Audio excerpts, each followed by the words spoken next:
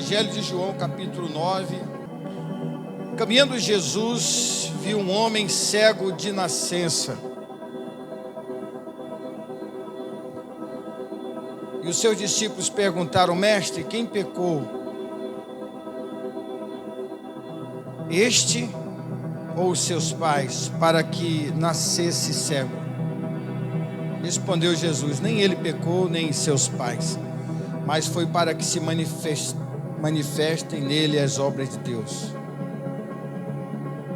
É necessário que façamos as obras daquele que me enviou, enquanto é dia. A noite vem quando ninguém pode trabalhar. Enquanto estou no mundo, eu sou a luz do mundo, ou sou a luz do mundo. Dito isso, cuspiu na terra e, tendo feito lodo com a saliva, aplicou aos olhos do cego. E dizendo: vai, lava-te no tanque de Siloé, que quer dizer enviado. Ele foi, lavou-se e voltou vendo. Senhor, em nome de Jesus, nessa noite, eu peço que o Senhor venha tomar minha vida nesse lugar, nessa tribuna, nesse altar, para ministrar sobre a tua igreja, para que essa palavra venha abrir nosso coração, para que nós possamos compreender a profundidade, a largura, Senhor, e o cumprimento da tua vontade. Então fala conosco, tira todo o embaraço, tudo aquilo que tenta roubar nossa atenção e trata o nosso coração com profundidade, em nome de Jesus, amém, graças a Deus. Esse texto de João 9 tem 41 versículos, e nesses 41 versículos tem 16 perguntas. Ele é um texto que nós chamamos de texto interrogativo, porque ele tem muitas perguntas. E Jesus responde às perguntas. Algumas foram feitas para o cego, outras foram feitas para os seus pais. Mas é importante saber que existe muitas perguntas porque há muitas dúvidas. E o assunto principal que está rolando ali é sobre a cegueira espiritual. Você sabe o que é cegueira espiritual? Você sabe o que é cegueira espiritual? A cegueira física é aquela cegueira que as pessoas não enxergam o que está na frente. E a cegueira espiritual é aquela que as pessoas não têm discernimento para enxergar espiritualmente o que está à sua volta. São pessoas que vivem somente nesse plano primário terreno, material, natural. As pessoas que têm cegueira espiritual, elas não conseguem crer, elas não conseguem enxergar além dos olhos. Quando Jesus falava lá da ceifa, ele dizia: levante os olhos e veja, ou seja, veja além desse plano natural. Nós cristãos precisamos aprender a desenvolver a visão espiritual. E Jesus, ele é a continuação, que ele estava lá em Jerusalém, e o povo queria matá-lo, queria apedrejar aquela mulher, e agora ele sai porque alguém queria jogar pedra nele. Ele sai, e na hora que ele está saindo, ele desce para a região norte de Jerusalém, e ali ele encontra um homem cego de nascença. Ele está em Jerusalém, na festa dos tabernáculos, e ele está saindo e ele vê uma pessoa cega de nascença. O Senhor Jesus quer que os seus discípulos não sejam discípulos carnais e nem naturais. A gente, para ser de Deus, a gente precisa conduzir nossa vida espiritualmente. Às vezes Satanás levanta uma pessoa para nos atingir, e a gente vai lá atingir a pessoa. A gente quer bater na pessoa, a gente quer ofender a pessoa, ou procurar os defeitos da pessoa para expor, para se vingar daquilo que aquela pessoa disse, mas a gente não sabe, não está por dentro de que o que está acontecendo é um mover espiritual, é uma seta maligna, é um levante, é uma cilada diabólica para que a gente perca a nossa paz. Tudo que Jesus quer é que a gente tenha paz. Ele fala, certa vez Jesus disse: eis que vos dou a minha paz eu vos dou, e não vou lá dou como o mundo dá. A Bíblia diz, chama ele lá em Isaías de príncipe da paz. Então o que Jesus faz? Ele vem para nos dar paz. O que o diabo faz? Ele vem para roubar a paz. Ele vai levantar jeito de pessoas, às vezes da própria família, para roubar nossa paz. Enquanto Jesus dá a paz, o diabo tira a paz. Se você não é espiritual, você vai ficar sem paz a vida toda. Porque você nunca vai atacar o inimigo certo. Lá o apóstolo Paulo escreve aos Efésios, dizendo que a nossa luta, ela não é contra a carne e nem contra o sangue, mas contra os principados, as potestades, os dominadores desse tempo, né, desse mundo tenebroso. Então Jesus, ele trata da visão espiritual, é disso que nós vamos falar aqui hoje. Então a primeira coisa que Jesus revela, quando ele está saindo, fugindo de quem queria jogar pedra nele, é que ele viu um cego de nascença e ele teve compaixão. E a compaixão é uma característica de uma pessoa que tem visão espiritual. Porque ele sabia que havia alguma coisa em torno daquele homem ali. Uma pessoa natural ia falar, bom, ele nasceu cego, é um pobre diabo, fazer o quê? O que eu posso fazer? Não fui eu quem fiz ele, não sou pai dele, não sou mãe dele. Ele está aí, azar dele, o que eu posso fazer? Eu vou passar direto. Mas Jesus não fez isso. Jesus, ele para, ele olha e percebe que o homem era cego. E a Bíblia diz que ele tem compaixão do cego. E a compaixão é uma marca também da igreja. A igreja tem que ser compassiva. Nós precisamos ajudar, socorrer, estender a mão, abençoar. E aqui no versículo 1, observe aí, pode colocar para mim na tela o versículo 1, que diz aí, olha, que ele estava caminhando, então ele viu um homem cego de nascença. E no versículo 2, já no versículo 2, os seus discípulos o abordam perguntando, mestre, quem pecou? Quem pecou para que ele pecou ou seus pais pecaram? Para que ele nascesse cego. Esse homem que nasceu cego, ele nasceu debaixo de uma fatalidade. Imagina um bebezinho nascer cego, completamente sem a visão. Um bebezinho mamando, andando de gateando, andando de passinho. Tudo isso aconteceu com ele. Ele virou um jovem, um adolescente, depois um jovem, depois ele se tornou um homem adulto e foi mendigar. Porque depois você vai ver lá no versículo 8 que disseram que ele era um mendigo. E por isso que Jesus teve compaixão.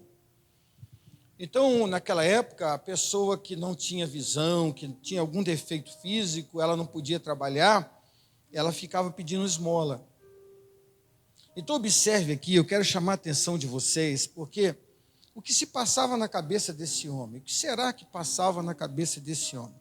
Uma coisa que eu acho que passava, uma pergunta que eu acho que passava na cabeça dele, era a seguinte indagação, mas por que eu? Por que tanta gente tem os olhos normais? Por que todo mundo nasce com os olhos normais? E por que eu nasci desse jeito? São perguntas que não têm resposta.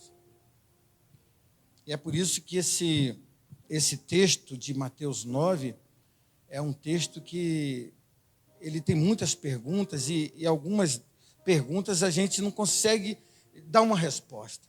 O que eu iria responder para esse homem? Então esse homem aconteceu uma fatalidade na vida dele. E assim acontecem muitas fatalidades na vida das pessoas. E nós ficamos nos perguntando, mas por que eu? Por que meu filho? Por que meu marido? Mas por que minha esposa? Por quê? Por quê? Por que minha mãe? Logo minha mãe? Sabe, são perguntas que a gente não tem respostas. Infelizmente, essas coisas, essas questões, esses traumas que a gente tem, despertam o julgamento das pessoas. Observa que os discípulos já disseram, mas quem que pecou, Senhor? Porque alguém deve ter pecado. Ou ele pecou e nasceu cego. Eles acreditavam que as pessoas que nasciam com deficiência tinham pecado já no ventre da mãe. Esse era um conceito, literalmente, que existia naquela época. E eles também imaginavam que ele podia ter pecado por causa do pecado dos seus pais que veio sobre eles. Então, muitas vezes, será que eu estou pagando isso porque eu fiz aquilo? Será que meu filho é assim porque eu fiz aquilo outro? Será que... Por que isso está acontecendo comigo? Existem coisas na vida da gente que não tem respostas, assim, de estalo. A gente não sabe, a gente não entende. E assim era na vida desse homem aí, né? E as pessoas gostam de julgar.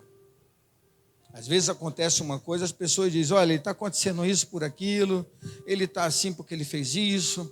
Ou acontece qualquer coisa, as pessoas já começam a criar uma história, um enredo em torno daquele acontecimento e criando situações vexatórias que levam aquela pessoa que está sofrendo aquele trauma a enfrentar um outro trauma. Além da dor que ele está sentindo pelo dano que ele está vivendo, ele está também sentindo a dor da difamação, da mentira, e ele não consegue sair por aí consertando as mentiras e os levantes, e aí ele sofre duas vezes. Imagina esse cego, ele estava ali ouvindo. Estava Jesus, seus discípulos e ele. E ele estava ali ouvindo o discípulo falar, Senhor, o que aconteceu com esse diabo aí? O que aconteceu com esse diabo aí, Senhor? Esse miserável aí, esse mendigo, esse sem sorte. Foi ele que pecou ou foi a mãe dele e o pai dele? Então, julgar é muito fácil. Ficar deduzindo o que está acontecendo na vida das pessoas é muito fácil. Sabe o que é difícil? É a gente cuidar da nossa vida. Porque às vezes a gente não cuida da nossa vida, mas a gente quer saber o que está acontecendo na vida dos outros e a gente está deduzindo coisas na vida dos outros. Será, irmãos, que nossos filhos sofrem por um pecado que a gente fez? Será que alguém da nossa família está sofrendo porque alguma coisa que a gente fez foi errado e agora caiu sobre nossos filhos, sobre nossos netos? Eu quero ler 2 versículos com vocês antes de eu continuar. Um está em Provérbios 26, 2. Abre aí a Bíblia para mim. Provérbios 26, 2. Vamos ler juntos, irmãos? Como a andorinha no seu voo, assim a maldição sem causa não se cumpre. Está falando que a maldição sem causa não se cumpre. Nós não podemos aceitar esse tipo de ensinamento de que nossos filhos estão sofrendo por alguma coisa que a gente fez. Olha o que diz aqui em Gálatas, por favor, capítulo 3, verso 13, para a gente seguir para o versículo 3 aí. Gálatas 3, 13 está escrito: Cristo, vamos juntos, Cristo nos resgatou da maldição da lei, fazendo-se Ele próprio maldição em nosso lugar, porque está escrito, maldito todo aquele que for pendurado no madeiro. Jesus levou sobre si as nossas maldições. Então nossos filhos não vão ser amaldiçoados por nossa causa. Se você pecar, as consequências virão sobre a tua vida. Se você acertar, as consequências virão sobre a tua vida e também sobre a tua família. Mas não deixa Satanás colocar na sua cabeça de que seus filhos, seus netos estão passando por situações traumáticas por conta de um erro que você cometeu lá atrás. Principalmente se você já se arrependeu. A Bíblia diz que ele já levou sobre si as nossas enfermidades. Então aqui agora no versículo 3, olha o que acontece no versículo 3, que Jesus não responde quem pecou, se foi ele ou foi os pais. Olha o que Jesus diz aí. João capítulo 9, versículo 3, ele diz, respondeu Jesus, nem ele pecou. Vamos ler, irmãos? Nem ele. Observe aqui, eu quero mostrar 2 óticas, uma ótica humana e uma ótica divina. Enquanto a ótica humana procura culpados, queria saber quem era culpado pelo fato dele estar cego. Jesus não procurou culpado e procurou propósito. Jesus fala de propósito, não de culpado. E os homens falam de culpado e não de propósito. Então Jesus respondeu, olha, nem ele pecou e nem seus pais. Parem de procurar culpado. Pare de culpar as pessoas pelas coisas que estão acontecendo. Para de achar que fulano foi culpado, Beltrano é culpado, que alguém está sofrendo, porque a ótica divina ela é diferente. E Jesus está falando, olha, mas, ou complementando, foi por quê? Foi para que se manifestassem nele as obras de Deus.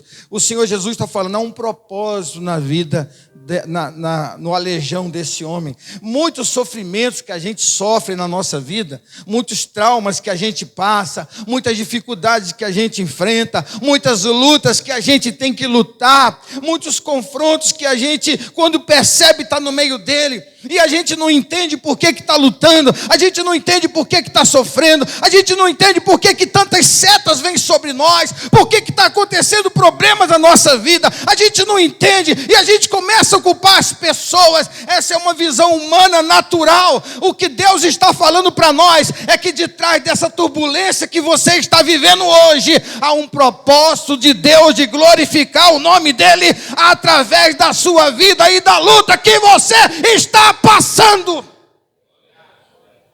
Ao invés de falar fulano é culpado, Beltrano é culpado, você deve dizer, Deus tem um propósito, porque a Bíblia diz que todas as coisas cooperam para aqueles que amam a Deus. A mãe dele não entendia, o pai dele não entendia, ele nasceu cego, ela disse lá na frente, meu filho nasceu cego, ninguém entendia, ninguém explicava, e na nossa vida é assim. Tem coisas que a gente não consegue explicar. Tem coisas que as outras pessoas conseguem fazer tão bem. Dá tão certo, você fala, caramba, fulano está voando. Eu já tentei decolar, eu só quebro a cara, eu não consigo. Existem porquês que só Deus pode explicar. E aí eu coloco o tempo e a hora. Deus tem o tempo e a hora de intervir na nossa vida. Deus tem uma hora tudo certinho. A Bíblia fala que há tempo para todo o propósito debaixo do céu.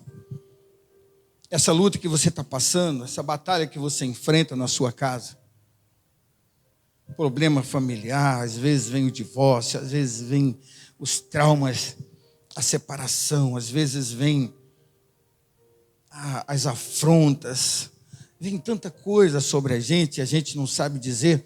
E aí Jesus foi explicar. E a explicação de Jesus foi aquela ali, ó. Nem ele pecou e nem os seus pais. Vocês estão focando em... E sabe por quê, irmãos? Por que eles estavam focando no culpado? Quem sabe? Qual é o assunto que a gente está falando, que Jesus está falando aqui? Divisão o quê? Espiritual. O assunto é visão espiritual.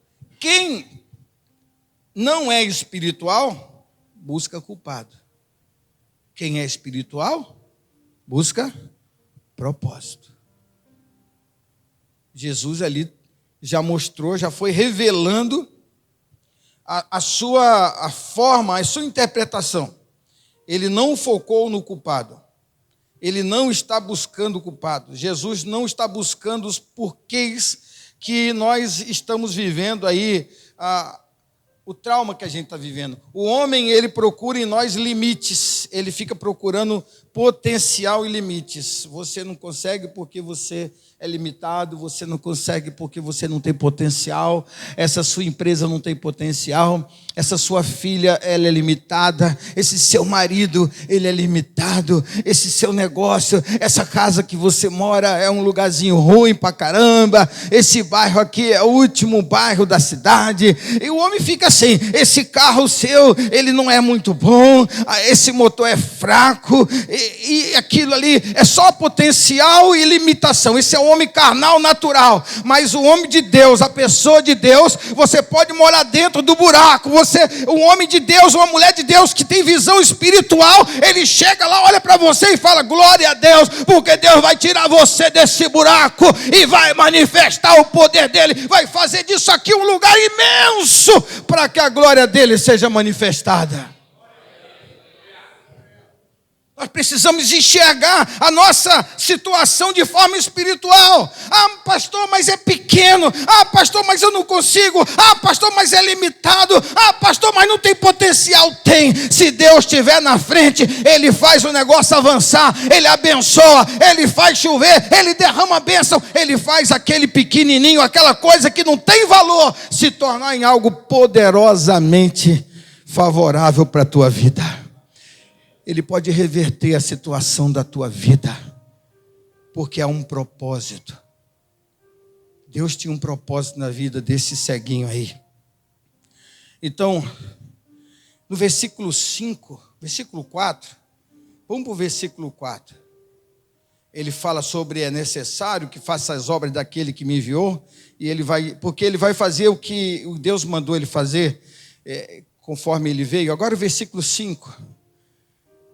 Ele diz: enquanto eu estou no mundo, eu sou a luz do mundo. Observe coisa interessante aqui. Porque o versículo 6 ele vai começar a fazer um milagre. Então, no versículo 5 ele fala assim para os discípulos: olha, enquanto eu estou aqui, eu sou a luz do mundo. O cego via luz ou via trevas? Via trevas. Então ele fala que é a luz do mundo e ele vai mostrar por que ele é a luz do mundo. Ele vai provar que ele é a luz do mundo. Então no versículo 6, ele cospe no chão e pega aquela saliva misturada com terra e faz um lodo e vai nos olhos do cego e passa o lodo nos olhos e fala assim: agora você vai até o tanque de Siloé, alguém vai te levar, chega lá, você lava o rosto, você tira esse lodo aí, vai até lá. E a Bíblia diz aqui no versículo 6 que ele passou o lodo. No versículo 7, olha aí, e dizendo-lhe: vai, lava-te no tanque de Siloé, que quer dizer enviado. Ele foi, lavou-se e voltou vendo. Observe que na hora que ele lava o rosto, ele vai com os olhos, ele nunca viu a luz, ele nunca viu uma flor, ele nunca viu uma árvore, ele nunca viu um animal, ele nunca viu uma face, ele nunca viu a água, ele nunca viu o sol, ele nunca viu a nuvem, ele nunca viu o tanque, ele nunca viu a rua, ele nunca viu as pessoas. E ele vai, alguém vai levando, e ele lava os olhos, vai tirando aquela gosma, aquela sujeira, aquele lodo dos olhos. E na hora que ele começa a lavar, o tanque de Siloé, que quer dizer enviado. E quando ele começa a lavar, ele abre, e ele vê a água pela primeira vez. Ele enxerga o céu, ele olha para as pessoas, ele olha para o chão, ele olha para as roupas, ele enxerga, ele começa a ver. E eu fico pensando, por que Jesus fez o lodo? Jesus não poderia falar para ele assim: ó, fique curado, seja livre, abre teus olhos e veja. Poderia ou não? Jesus poderia. Ele fez isso com o cego Bartimeu. O cego Bartimeu não precisou fazer laminha nos olhos para poder ir lá. Mas por que aquele cego teve que passar por esse processo? E aí eu vou chamar esse lodo, eu vou dar um nome para esse lodo. Eu vou chamar esse lodo de obediência. Esse homem vivia um trauma? Vivia ou não? Sim ou não? Qual era o trauma? Ele era cegueiro. Então vamos dizer de novo. Esse homem vivia um trauma? Qual era o trauma? Cegueira. Jesus poderia fazer assim? Poderia. Mas Jesus fez? Não. Jesus fez uma laminha. Aquela lama não tinha química nenhuma. Não tinha segredo nenhum naquele cuspe, naquele barrinho. O segredo estava do cego obedecer pela fé. Quando o cego recebeu a lama e me leva no tanque, me leva, e alguém foi levando, me leva, eu preciso lavar, eu preciso. Naquele momento estava dentro dele um sentimento de obedecer o processo espiritual que haveria de acontecer na vida dele. E esse é um problema que é manifestado na nossa vida, porque hoje nós vivemos um tempo de tudo ser instantâneo, tudo é rápido, e a gente não quer pagar nenhum tipo de preço. A obediência é uma coisa que hoje está sendo falado, questionado em vários segmentos da sociedade, né? Essa questão de a mulher obedecer o homem, já pensou? Se você falar isso hoje na sociedade, até aqui na igreja, você vai apanhar, levar pedrada, não é não? É ou não é? Essa questão de obediência, na escola, os alunos já não obedecem mais o professor. Só que a palavra de Deus não muda.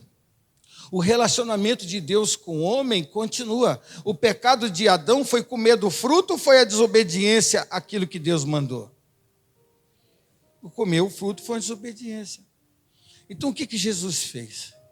Jesus, para tirar aquele homem do trauma, precisou colocar o lodo nele e dar uma ordem, um comando.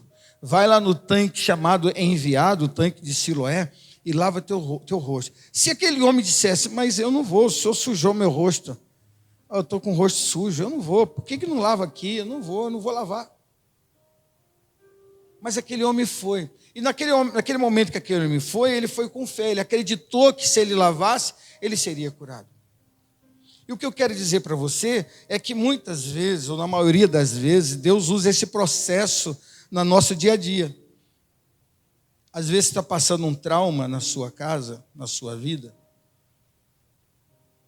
e a solução daquele trauma é obedecer aquilo que Deus tem mandado. Obedecer a palavra de Deus. Quando a gente decide obedecer, então a palavra de Deus se manifesta e traz a reação, aquele milagre vem sobre a nossa vida. Mas infelizmente muitas pessoas querem o milagre, mas não querem obedecer a palavra. Então quando você se desloca, você demonstra fé.